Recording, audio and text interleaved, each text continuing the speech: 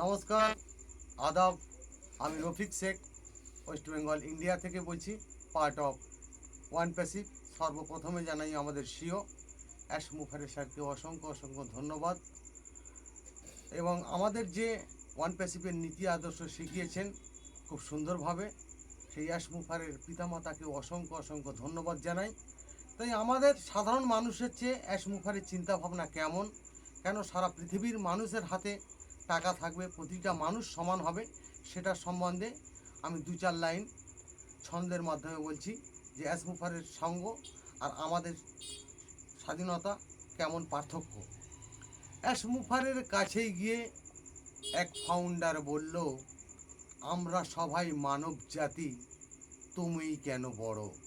Ash মুখারেই হেসেই বলেন, এটাই একটা প্রশ্ন, প্রশ্ন করার জন্য কিন্তু আমি দিলাম ধন্য।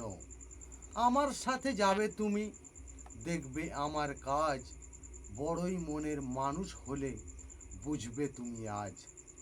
এক বস্তা ডলার নিয়ে ফাউন্ডারের দিল, আমার সাথে এসো তুমি, নদীর পাড়ে চলো।